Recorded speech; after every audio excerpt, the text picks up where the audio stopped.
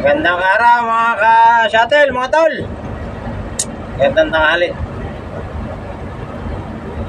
Yan. Habang naglilinis ako kanina dito sa bus sa unit ko. Bandang dulo. May nakaiwan ng cellphone.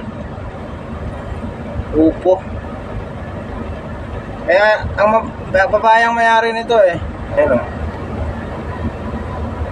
Ayan yung may-ari. Babae. Empleyado siya ng Furukawa Electronics Auto. Auto Parts Philippines. In short, PIAP.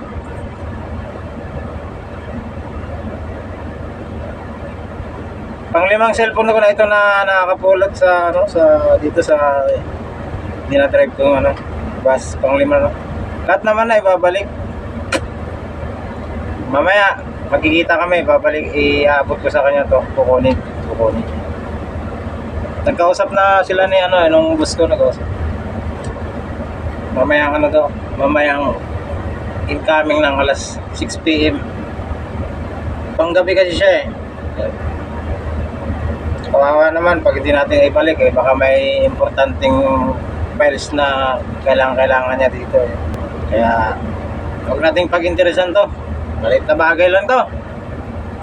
Mas malaki pa ang mapupunta sa atin pag hindi natin pag-interesan to. Yan. Kaya kayo mga kapwa ka-shuttle ko dyan, pag may napulot kayo mga bagay na huwag nyo nang pag-interesan. Sa huli nyo na lang sa mayari. Sa taas na ang bahala. Sumukli sa inyong kabutihang hindi man ngayon ibibigay ng nasa taas. Alay mo, sunod na araw, sunod na buwan, sunod na taon, bibigay na sa'yo yung pagpapala. Kaya gumawa tayo ng mabuti. Kahit minsan gumawa tayo ng masama, humingi ka lang ng tawad. Patatawarin ka nun. Basta wag lang yung sobrang sama. Medyo masama. Na ito. Mini-message ko na pati siya kasi mayroong naka-display dito na number eh. Hindi naman